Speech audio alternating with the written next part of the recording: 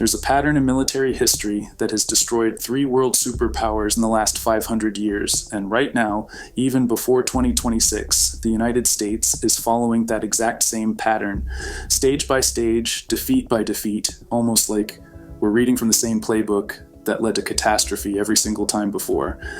In 378 AD, Rome had the most feared military on Earth. The legions were invincible. They'd conquered 3 continents, and no army could stand against them. Then, at the Battle of Adrianople, they suffered a single catastrophic defeat. Within 32 years, Rome was sacked, and the Western Empire collapsed 70 years later. The invincible army had become a joke. In 1940, France had the largest army in Europe. Then Germany invaded. 6 weeks. That's how long it took to destroy the myth. The French army, which everyone believed was invincible, was defeated so completely that France became a puppet state overnight. In 1979, the Soviet Union was a superpower. Nuclear weapons, the largest army on Earth, decades of military dominance. They invaded Afghanistan, thinking it would take months. 10 years later, they retreated in humiliation. Within 2 years of that withdrawal, the Soviet Union ceased to exist. The military defeat triggered the collapse of the entire empire. 3 times, 3 military superpowers, 3 complete collapses, all following the exact same sequence. And here's what should terrify you. The United States military, which has dominated global conflict for 80 years, is showing every single warning sign that appeared before those 3 collapses. We're not at the beginning of the pattern. We're at stage 4 of 6, the same stage where Rome's invincibility myth shattered. The same stage where France's army was revealed as hollow, the same stage where the Soviet Union's military reputation died in the mountains of Afghanistan. This is the story of how empires lose their military edge, how reputation carries long after capability dies, and why every warning sign says America's turn has come. Before we go through the pattern, you need to understand what military decline actually looks like, not in theory, in practice, what it means when a superpower's military dies. Military collapse doesn't start with defeat on the battlefield. It starts with internal hollowing out, budget cuts disguised as efficiency, recruitment problems blamed on culture, equipment aging while procurement stalls, training quality declining while standards are lowered. At first, the decline is invisible. The military still has bases everywhere. It still has advanced weapons. Generals still give confident speeches. Allies still trust the guarantees. But beneath the surface, the foundation is rotting. Then comes the moment of truth. A conflict that exposes the gap between reputation and reality. A defeat that shouldn't have happened. An enemy that shouldn't have won. And suddenly, the emperor has no clothes. That's when the pattern accelerates. Allies start hedging. Enemies test boundaries. Every commitment becomes a question mark. The military that once guaranteed security becomes a liability. And the empire that built itself on force projection discovers it can no longer project force. That's not theoretical. That's what happened to Rome, France, and the Soviet Union, and it happened because they made exactly the same mistakes we're making now. They believed their military strength was permanent. They let readiness decline while maintaining appearances. They confused reputation with capability, and they only realized the truth when it was too late to fix it. Let's look at how it actually happened 3 times, the exact same way. Let's start with the blueprint, Rome 350 to 410 AD. For 400 years, the Roman legions were unstoppable. They conquered Gaul, Britain, Egypt, Judea, Greece, Spain, and North Africa. Any kingdom that challenged Rome was destroyed. The legion was the most advanced military force in the ancient world. Professional soldiers, standardized equipment, iron discipline, brilliant tactics. By 350 AD, Rome controlled everything from Scotland to Syria, 3 continents, 60 million people. The military was the foundation of that power. But underneath the reputation, the legions were dying. The military had been at its peak in 117 AD under Trajan. By 350 AD, they were 200 years into decline. But nobody wanted to admit it. Here's what was happening internally. Rome couldn't recruit enough citizens anymore. The old system where Roman citizens served in the legions had broken down. Citizenship had been extended to everyone in the empire, which sounds generous. But it destroyed military culture. Why would a farmer in Egypt fight for Rome? So Rome did what every declining military does. They lowered standards. They recruited barbarians, Germanic tribes, Goths, Huns, anyone who would fight. By 350 AD, more than half of Rome's legions were foreign mercenaries who felt no loyalty to Rome. Equipment quality declined. The old standardized gear that made legions effective was too expensive. Armor got lighter, training got shorter. Discipline weakened, but Rome's reputation held. When Rome's army marched, enemies still retreated. The memory of Roman invincibility was doing the work that actual capability used to do. Then came August 9th, 378 AD, the Battle of Adrianople. The Eastern Roman Emperor Valens faced a Gothic army in Thrace, modern-day Turkey. 410 AD, just 32 years later, Alaric the Visigoth sacked Rome. The city that hadn't been conquered in 800 years fell in 3 days. The Western Roman Empire staggered on for another 66 years, but the military was finished. By 476 AD, Rome couldn't field an army. Germanic warlords controlled everything. The empire that had been built on military dominance collapsed because the military had died. The pattern: peak strength, internal decline hidden by reputation. First major defeat exposes reality. A cascade of defeats follows. Empire ends. Now let's jump forward 360 years. France, 1940. After World War I, France had the strongest military in Europe. They had fought Germany to a standstill for 4 years. They'd won. French generals were celebrated. The French army was massive, well-equipped, and experienced. By 1939, France had built the Maginot Line, a fortress system on the German border that was supposed to be impenetrable.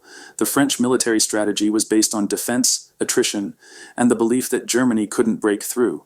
The rest of Europe looked at France and saw invincibility. Britain relied on French military strength. Poland trusted French guarantees. Belgium believed French assurances.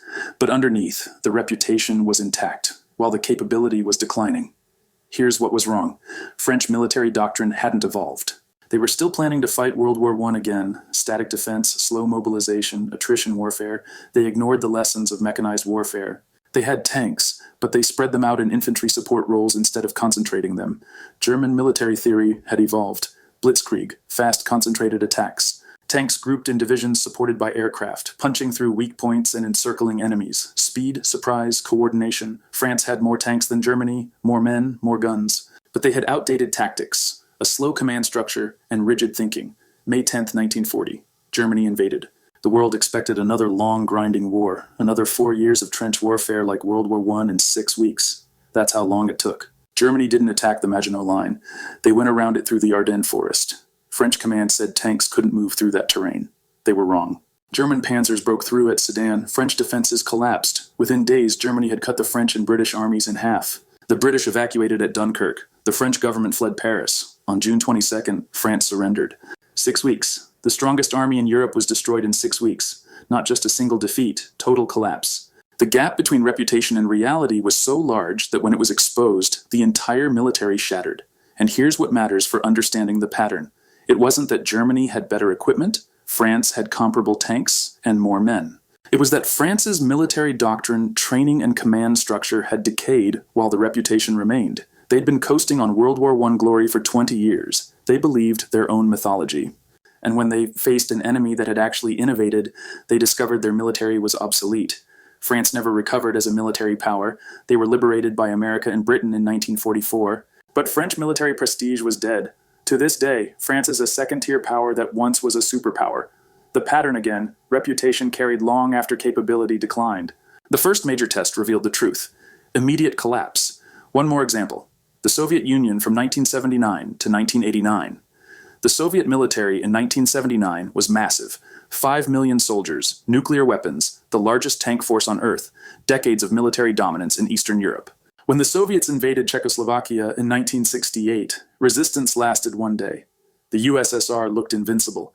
America was still recovering from Vietnam. China was weak. The Soviet military was feared everywhere. Then in December 1979, the Soviet Union invaded Afghanistan.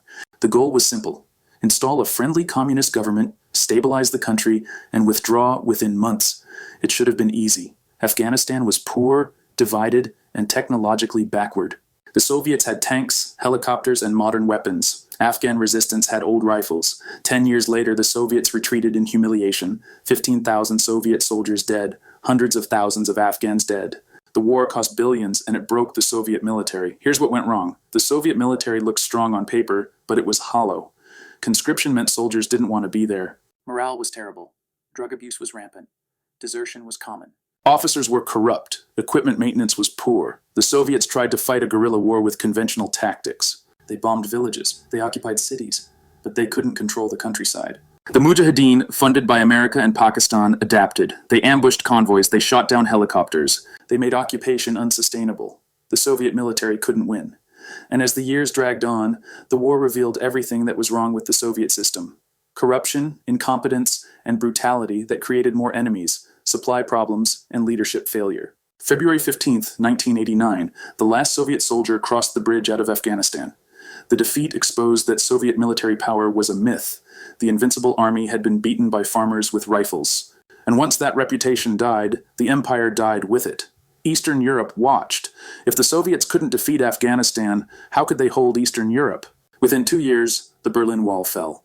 The Warsaw Pact dissolved. By December 1991, the Soviet Union ceased to exist. The pattern. Military reputation intact despite internal problems. Afghanistan exposed the truth. A cascade of defeats followed. The empire collapsed 3 times. Rome, France, USSR, 3 military superpowers, 3 collapses, all following the same sequence. And now it's happening again. Let's break down the pattern explicitly, because once you see the 6 stages, you'll understand exactly where the United States is right now. Stage 1. Peak military power. The military is genuinely dominant. Advanced technology, superior training, strong morale, recruitment is easy. Equipment is cutting edge. Enemies fear confrontation. Allies trust guarantees. This is real strength, not just reputation. Rome at 100 AD, France at 1918, USSR at 1945, USA at 1991. Stage 2, internal decline begins. The decline starts quietly. Budget cuts disguised as efficiency. Recruitment becomes harder. Standards are lowered to fill ranks. Equipment ages, but replacement is delayed. Training quality declines. Bureaucracy grows. Innovation slows. But these problems are hidden from the public. Generals claim everything is fine. Rome at 250 AD, France at 1925, USSR at 1970, USA at 2005. Stage 3. Reputation carries despite weakness. The military's reputation is still intact, but capability has declined significantly. Enemies still respect the name. Allies still trust the guarantees. But internally, leaders know there are serious problems. Readiness is questionable. Morale is weak. The gap between reputation and reality is growing. Rome at 370 AD, France at 1938, USSR at 1978, USA at 2020. Stage 4, first major defeat, exposes reality. The military faces a test it should pass easily, and it fails. The defeat might be a single battle or a failed campaign, but it reveals the truth. The invincible military isn't invincible. The gap between reputation and reality is exposed. Allies question guarantees. Enemies see weakness. The reputation that carried for decades dies overnight. Rome at 378 AD, Adrianople. France at 1940, the invasion. USSR at 1989, Afghanistan withdrawal. USA at 2021, Afghanistan withdrawal. Stage 5, cascade of defeats. Allies abandon. After the first major defeat, others follow. Each defeat is worse than the last. Allies hedge, some switch sides, enemies test boundaries everywhere. The military, once feared, becomes a question mark. Can they defend anything? Guarantees become worthless. The empire's sphere of influence shrinks rapidly. Rome at 400 to 450 AD. Multiple sacks. France. Immediately after 1940, the empire couldn't hold. USSR at 1989 to 1991. Eastern Europe left. Stage 6. Empire cannot project power. Over. The military is too weak to defend the empire's interests. Foreign bases close.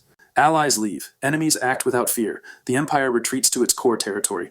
The era of dominance is over. The superpower becomes a regional power or collapses entirely. Rome at 476 AD.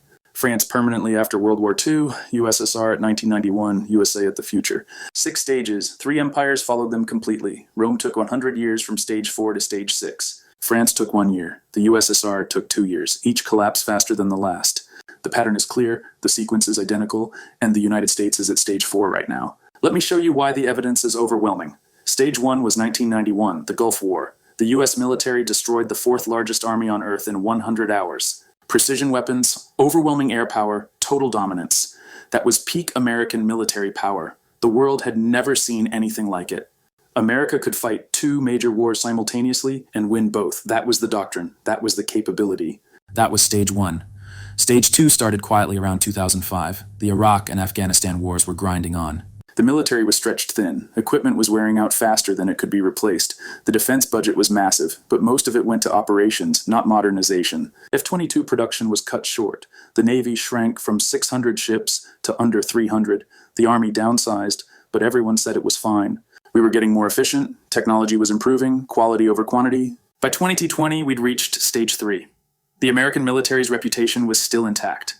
China didn't challenge us directly. Russia was careful. Our allies still trusted our security guarantees. NATO believed America would defend them. Japan and South Korea relied on American protection. Taiwan trusted we'd intervene if China invaded. But internally, the problems were piling up. Recruitment was getting harder. Standards were being lowered. Equipment was aging. The B-52 bombers, which entered service in 1955, were still flying. That's 70 years ago. We're flying bombers that are older than most pilots' grandparents. The Navy had shrunk to 290 ships, the smallest since before World War I, while China's Navy had grown to over 350 ships. The Army was cutting active duty strength, but the reputation held. Everyone still believed American military power was unmatched. Then came August 2021.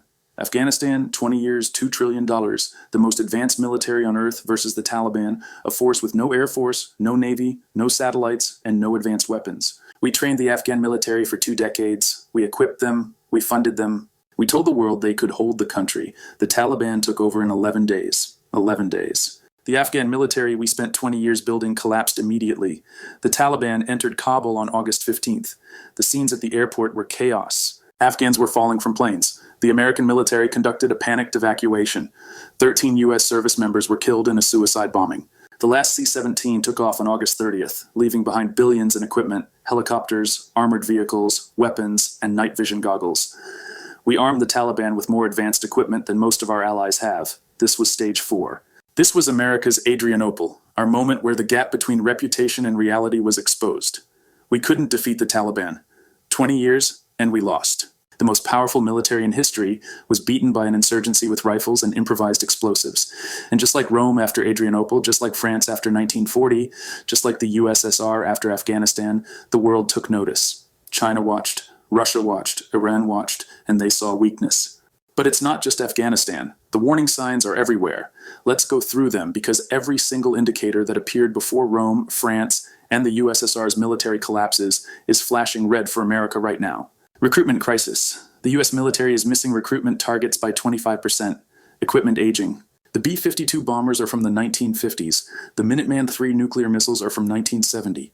The average age of Air Force aircraft is 28 years, the oldest in history. Ships are being kept in service decades past their design life. The USS Nimitz aircraft carrier is 48 years old and still deployed. We're not replacing equipment fast enough because procurement is broken, over budget, and behind schedule. The F-35 program is 15 years late and $183 billion over budget, and it still has problems. Meanwhile, China is building ships faster than we can count them. They launched 3 aircraft carriers in the time it took us to build one. Force structure shrinking. The Navy is at 290 ships. China has over 350. We've gone from 41 attack submarines to 49, while China has 66 and is building more. The Army has shrunk from 566,000 active duty soldiers in 2010 to 452,000 today. The Air Force has fewer planes than at any point since its creation. We're smaller, older, and more stretched than ever.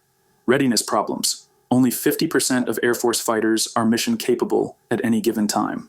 That means half the fleet is grounded for maintenance or repairs. Navy ships are spending less time at sea because maintenance backlogs are so severe.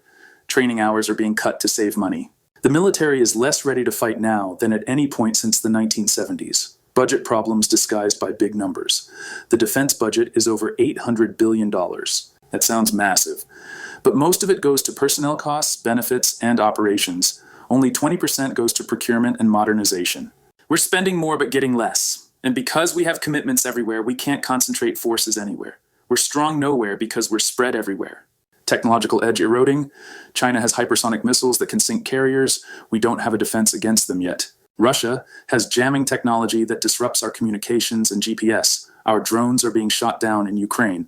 The technological advantage that defined American military dominance for 30 years is disappearing. Other countries are catching up, and in some areas, they've surpassed us. Morale and political problems. Suicide rates in the military are at record highs. Retention is a problem.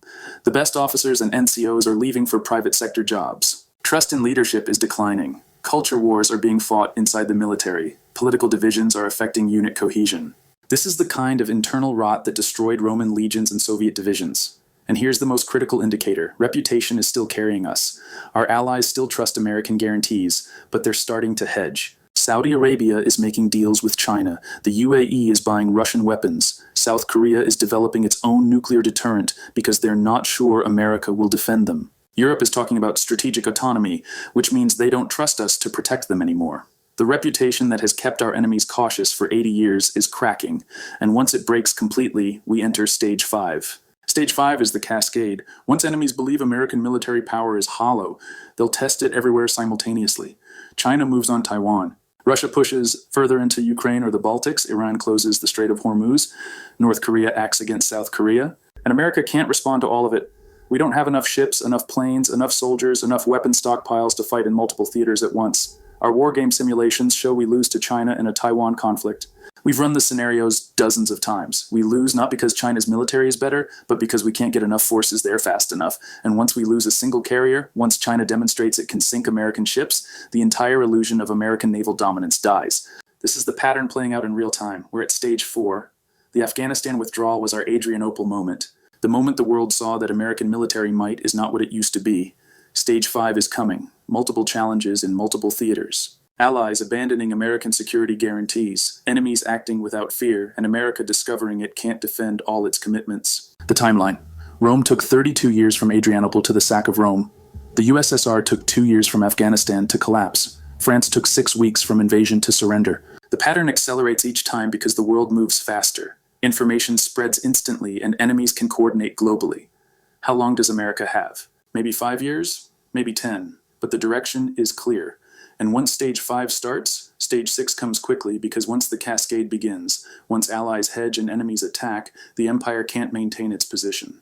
Base is close, commitments are abandoned, the military retreats to defending the homeland, and the era of American global dominance ends. This isn't inevitable, but stopping it requires something no declining military power has ever done. Admit the problem, accept reality, and fundamentally restructure before the collapse.